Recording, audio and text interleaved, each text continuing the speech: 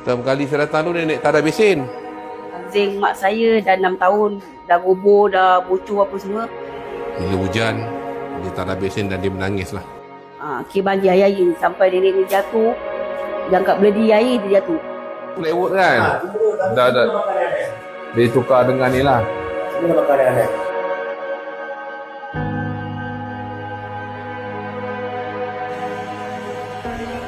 Saja datang ziarah. Ya. Nak Budak-budak ni tengok, dia kata mak air, datuk-datuk yang dah buat rumah kita tengok dulu orang datang ke kata tak le. Belum lagi kan. Ya, Rezeki nenek lah ni. rezeki nenek. Kami ni bantu je, tak ada apa. Kami ni ibarat posmen ni. Tak ada apa. Alhamdulillah, saya sebagai ahli parlimen Tangga Batu dan kita memohonkan bantuan daripada Tuan Haji Johari daripada Muslim Care. Alhamdulillah mereka telah turun dan memperbaiki rumah ni seperti yang dapat anda lihat lah.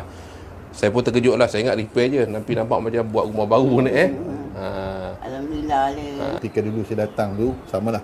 Memang nampak lah ada besen, dia tak ada di sana sini dan sebagai bilik dah tak boleh guna sebab bocor dan sebagainya. Dan Alhamdulillah rezeki sumbangan daripada seluruh rakyat Malaysia yang berkongsi kepedihan, kesulitan, keperitan yang dialami oleh Nenek Fatimah.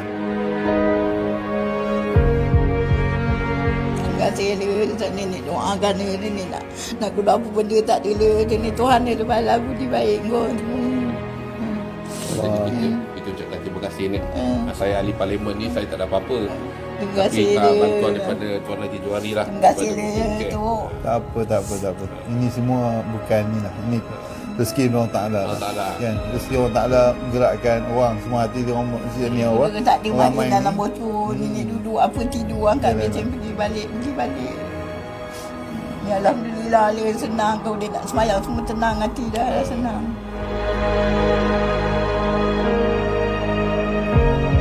Ni raya Alhamdulillah ni, anak cucu boleh balik kampung. Ya Alhamdulillah mak. Saya rumah baru tadi. Budak kata Nenek buat kuih baru ni, kalau saya ada waktu nanti saya datang.